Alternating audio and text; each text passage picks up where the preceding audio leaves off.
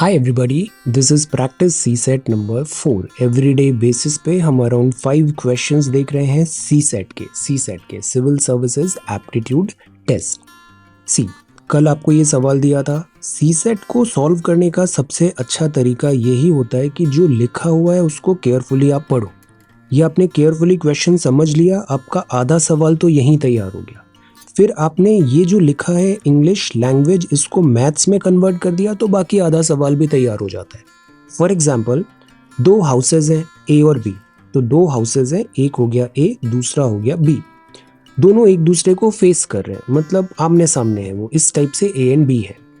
On a road going north south, तो road जो है वो नॉर्थ साउथ डायरेक्शन में मूव कर रही है। तो दिस इज द रोड, ये नॉर्थ एंड साउथ में ऐसे डायरेक्शन मिल गई। और इसमें दो हाउसेज हैं ए एंड बी, मतलब रोड के आमने सामने होंगे, ये आमने सामने होंगे। अब एक और डेटा लिखा है, A is being on the western side. तो वेस्ट क्या होता है? वेस्ट ये होता है, ईस्ट ये होता है। तो ए कहाँ पे हो गया? वेस्ट में हो गया। तो बी कहाँ पे होगा? वो ईस्ट में होगा और इसके जस्ट सामने होगा। तो अगर ए की लोकेशन ये है तो बी की लोकेशन ये हो गई। Then A comes out of his house, turns left, travels 5 kilometre, turns right, travels 5 kilometre to the front of D's house. अब ये ए का घर है, ए अपने घर से बाहर निकला।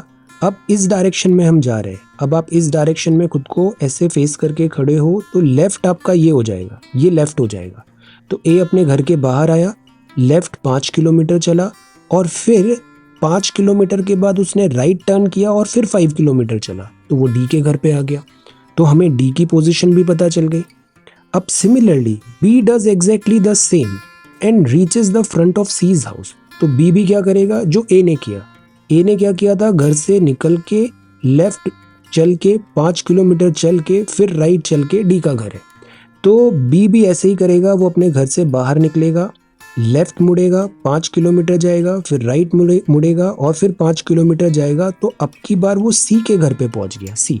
अब देखो ये इस साइड साउथ साइड क्यों मूव हुआ? बिकॉज अगर बी ऐसे फेस कर रहा है तो उसका लेफ्ट तो ये हो जाएगा।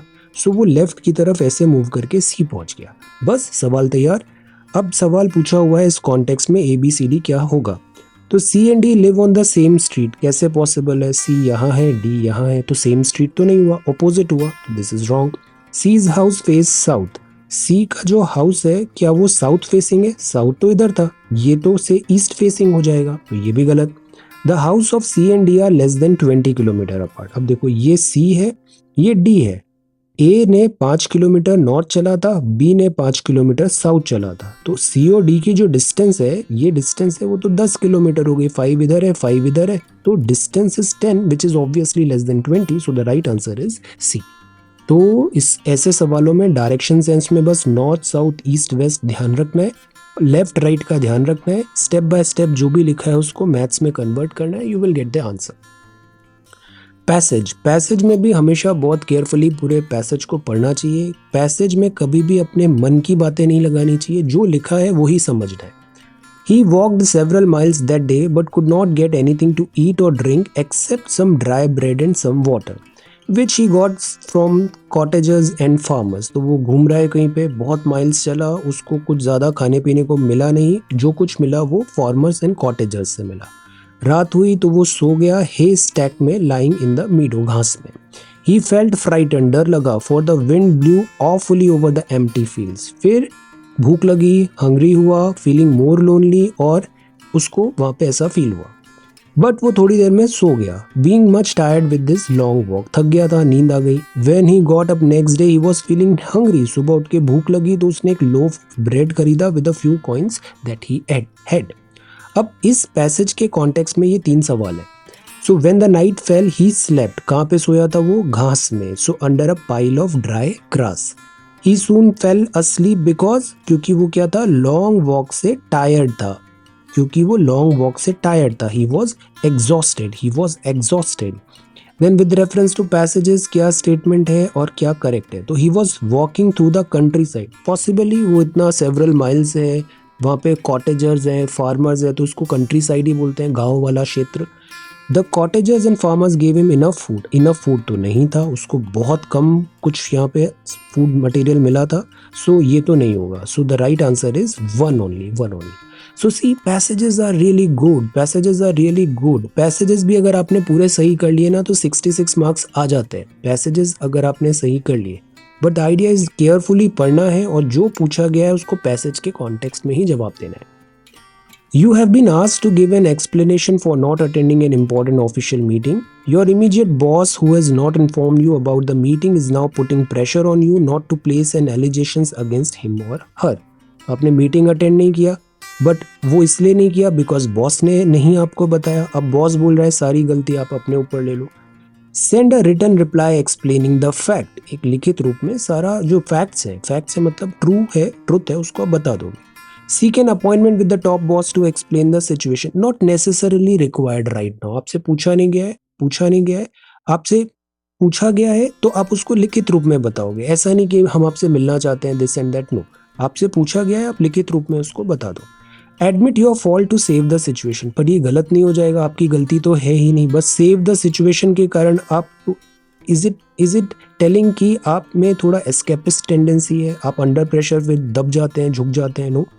Put the responsibility on the coordinator of the meeting for not informing. But ये सॉल्यूशन नहीं है बिकॉज बॉस ने आपको नहीं बताया। तो सबसे बेस्ट जो यही होगा, आपसे लिखित रूप में पूछा गया है, लिखित रूप में आप बता दो, बिना डरे बता दो। So this is a. अब ऐसे ही ये आज के सवाल हैं। सी, ये एक पैसेज है, पैसेज दिया हुआ है और इसमें बताया हुआ है कि जो प्राइवेसी है in India, current focus on the right to privacy is based on some new realities of this digital age. A right is a substantive right only if it works in all situations and for everyone. A right to free expression for an individual about her exploitation, for instance, is meaningless without actual availability of security that guarantees that private force cannot be used to thwart this right. The role of the state, therefore, is not just to abstain from preventing rightful free expression, but also to actively ensure that private parties are not able to block it.